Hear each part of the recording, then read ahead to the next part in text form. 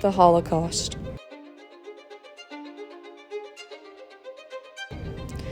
A genocide that wiped out 6 million Jewish people and an additional 5 million people who were prisoners of war.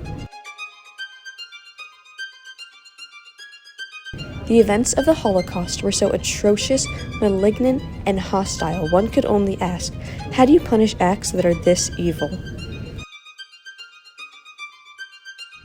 It was agreed that these atrocities could not go ignored. Something had to be done. Though the Holocaust was centered in Germany, it spread throughout Europe, affecting all in its path. Therefore, other countries saw it fit to take initiative and punish the perpetrators of the Holocaust. Soon after, 4 world powers came together to bring justice to this tragedy. These nations were the United States, Great Britain, France, and the Soviet Union.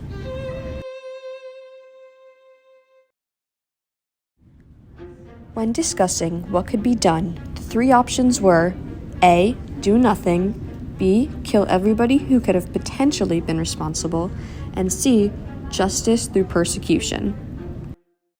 Personally, I thought option B, to kill everybody, was a good idea. But somebody didn't agree with me. Russia, you cannot go around killing people all the time. Eventually, the 4 powers decided the third option was the best, justice through persecution. However, with that, another question arose. How is it legal to punish crimes in another sovereign country that are not illegal in that country? With some deliberation and brainstorming, at the London Charter, the International Military Tribunal, IMT, for the Nazi criminals was established.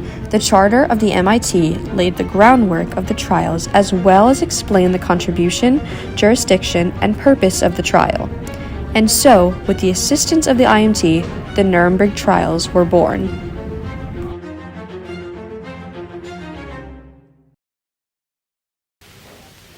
The wrongs which we seek to condemn and punish have been so calculated, so malignant and so devastating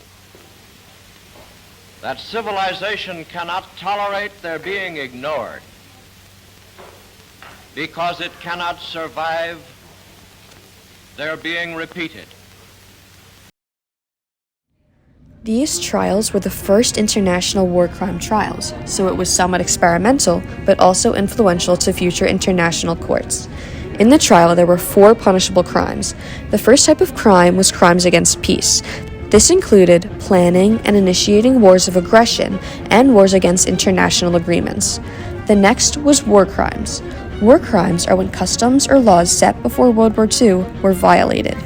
The third are crimes against humanity, which involve murder, the enslavement of civilians, or persecution on political, racial, or religious grounds.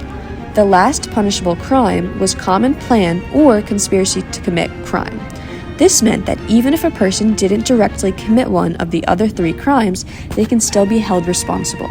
In other words, if you didn't shoot or put someone in the gas chambers yourself, it doesn't mean you're not responsible for creating an environment where atrocities like this become appropriate.